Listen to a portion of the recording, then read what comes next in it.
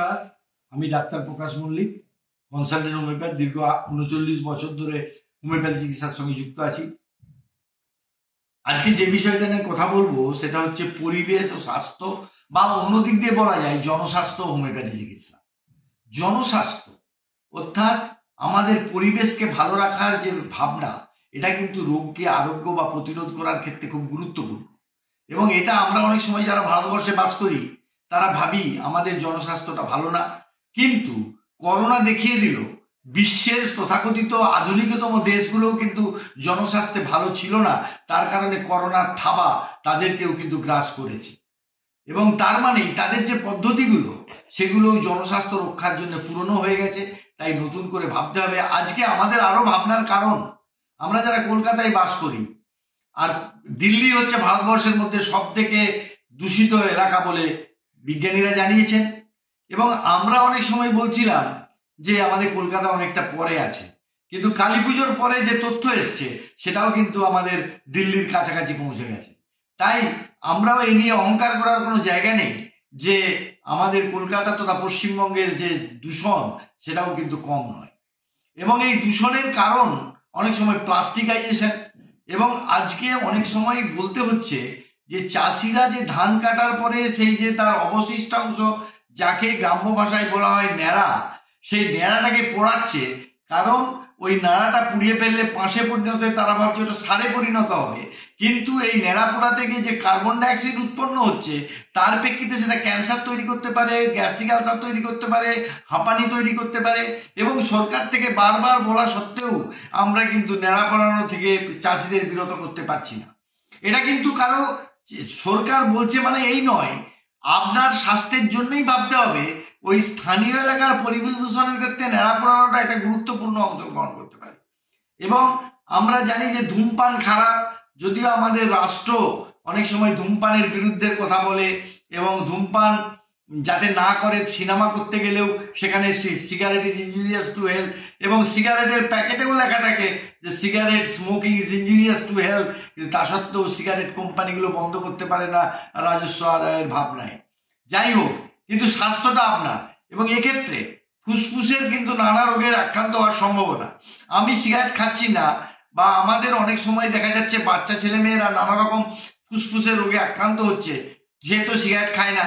আসলে আপনি সিগারেট খাচ্ছেন আপনার সন্তানের পাশে, প্যাসিভ ভাবে সে কিন্তু সিগারেটটা খাচ্ছে, তার ক্ষেত্রেও সেটাও কিন্তু passive smoking is dangerous for health. তাই আমরা যদি সুস্থ থাকতে যাই, আমাদের হোমিওপ্যাথির জনক হ্যানিম্যান তিনি বলেছিলেন যে বহুতল বাড়ি করা যাবে না, কিন্তু আজকে ছোট ছোট বাড়িকে ভেঙে বহুতল বাড়ি হচ্ছে। সরকার অনেক সময় মেসেজ দিচ্ছে বিভিন্ন বিজ্ঞাপনের মাধ্যমে, কিন্তু এই বড় বড় বাড়ি যেখানে হয়তো ছোট বাড়ির দুটো ফ্যামিলি থাকতো, সেখানে আজকে 30টা 40টা ফ্যামিলি থাকছে। তার ওয়াটার কনজাম্পশন, তাই এক্ষেত্রে কর্পোরেশন, পঞ্চায়েত সবাইকে ভাবতে হবে আপনার টাকা আছে মানে এই বড় বড় বাড়ি করতে পারেন না, এবং তার যে ফুয়েল কনজাম্পশন এবং তার যে ওয়েস্ট প্রোডাক্ট সেগুলো কিন্তু মানে নিয়ে অনেক দূষণ সৃষ্টি করছে। এবং আমরা দেখেছি, আমি দমদম এলাকায় থাকি, সেখানে ড্রেনগুলোকে এমনভাবে তৈরি হয়েছে, সেটা তো ইঞ্জিনিয়ার পোষা আছে, অথচ এমনভাবে পোষা হয়েছে কিন্তু সে যখন ড্রেন হচ্ছে তার জলটা যাচ্ছে না। তাই যে স্ট্যাগনেন্ট হয়ে যাচ্ছে ওয়াটার, তার জন্য সে ডেঙ্গু থেকে শুরু করে ম্যালেরিয়া পর্যন্ত হওয়ার সম্ভাবনা। জনস্বাস্থ্য রক্ষার ক্ষেত্রে এই ভাবনাগুলো প্রথম থেকে যদি না ভাবা যায়, এবং গাছ লাগানোর কথা বলা হচ্ছে, কিন্তু গাছ লাগানোটা কিন্তু আমরা কলকাতায় যদি গাছ লাগাই, আবার অনেক সময় তার মাটির স্তরটা এত আলগা, সেটা পড়ে গিয়ে পরবর্তীকালে তাকে কিন্তু মানে ডিজাস্টার ম্যানেজমেন্ট দিয়ে তার সেখানে গাড়ি ভেঙে পড়ছে, রাস্তা অবস্ট্রাকশন হয়ে যাচ্ছে। তাই গাছটা লাগাতে হবে, কিন্তু গাছটা রক্ষণাবেক্ষণের ব্যবস্থা করতে হবে। এবং আমাদের এরকম ভাবে প্ল্যান করা উচিত যে প্রত্যেক যখন কোনো কমপ্লেক্স হচ্ছে তার মিনিমাম একটা সার্টেন পার্সেন্টেজ গাছ লাগাতে হবে, এবং সেই গাছকে পরিষ্কার করতে হবে। বিদেশ আছে বাগানকে পরিষ্কার করতে হবে, যদি বাগান পরিষ্কার না করেন তার জন্য তাকে ট্যাক্স দিতে হবে। তা আজ থেকে, এবং আমরা অনেক সময় ভাবি যে আমরা যারা গ্রামে থাকতাম, যারা একটু অর্থনৈতিক সম্পন্ন লোক, তারা কিন্তু পুকুর পাড়টাকে বাঁধিয়ে দিত, কিন্তু পুকুর পাড় একটা দিকে বাঁধালেও বাকি পাড়গুলো বাঁধানো চলবে না। এখানে কচ্ছপ যেমন যাতায়াত করে, মোছা মাছি পোকা মাকড় প্রত্যেকের প্রয়োজন আছে, তারা ওই জলের সঙ্গে সংযোগ থাকে।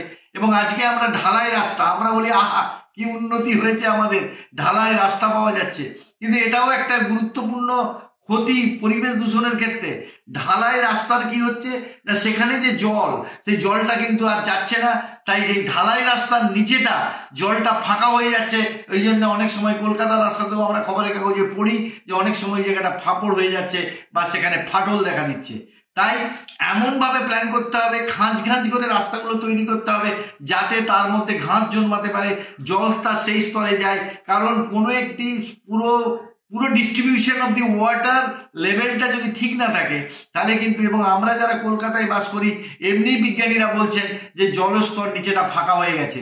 এবং আমি এমন একটা গ্রামে থাকতাম, সেখানে অনেকদিন আগে সেন্ট্রাল গভর্নমেন্ট বলেছিল যে এলাকায় জলের অভাব হবে, তার জন্য ওরা একটা মহকুমা স্তরের গ্রামে একটা পশু হসপিটাল করেছিল, এই কারণে যে ওখানের লোকেদের মানে ধান বা আলু বা এইসব চাষ না করে পশুপালনের মাধ্যমে জীবিকা নির্বাহ করলে জলস্তরটা ঠিক হবে। কিন্তু কে কার কথা শুনে, কিন্তু তার জলস্তর তুলছে, জল ব্যবহার করছে, এবং একদিন জলও পাওয়া যাবে না। জনস্বাস্থ্যে জল একটা গুরুত্বপূর্ণ, এবং জলের নাম জীবন। আজকে আমরা দেখতে পাচ্ছি অনেক সময় অনেক জায়গায় ওয়াটার লাইন হয়েছে কিন্তু কল আছে, জল নেই, সেটা একটা দুর্বিষহ ব্যাপার। এবং আগামী দিনে আমাদের চেন্নাই বা ভারতবর্ষের অন্যান্য জায়গায় জল পাওয়া যাচ্ছে না। এবং আমার মনে হয় যে আজকে কিন্তু দুধের দাম যদি 20 টাকা লিটার হয়, আমরা 1 লিটার জলও খাচ্ছি 20 টাকায়, তাহলে এবং আগামী দিনে রক্তের থেকেও জলের দাম বেশি হয়ে যাবে। তাই জলকে অপচয় করব না, এই ভাবনাটা আমাদের ব্যক্তিগত স্তরে প্রত্যেককে রাখতে হবে। অনেক সময় কল দিয়ে জল পড়ে যাচ্ছে, বলছে ওটা তো কর্পোরেশনের কাজ বা মিউনিসিপ্যালিটির কাজ, কিন্তু আমার অর্থ দিয়ে বা পাড়ার লোকের অর্থ দিয়ে ওই কলটাকে অফ করতে হবে। জলটা নষ্ট হচ্ছে মানে আগামী প্রজন্মের জলটা পাবেন না, এই ভাবনাটা ভাবতে হবে। সেই কবির ভাষায় বলা হয়েছে যে আমরা আগামী দিনের শিশুকে বাসযোগ্য করে যাব পৃথিবীকে, এই ভাবনা রেখে আমি হয়তো মারা যাব, আমরা মারা যাব, কিন্তু সত্যিই যদি পৃথিবীকে সুন্দর করে রাখতে হয় তার পরিণামে কিন্তু এই জনস্বাস্থ্যের ব্যাপারে গুরুত্ব দিতে হবে। জনস্বাস্থ্য মানে শুধু স্বাস্থ্যকর্মী বা ডাক্তার নয়, জনস্বাস্থ্য মানে সরকার নয়, প্রত্যেকটি মানুষকে ব্যক্তিগত স্তরে এই ভাবনা করতে হবে। এবং না হলে আগামী দিনে আমরা রোগে জর্জরিত হয়ে একটি জাতি, দেশ এবং পৃথিবী নষ্ট হয়ে যাবে। এই ভাবনা থেকেই আজকের এই ভিডিওটা করা।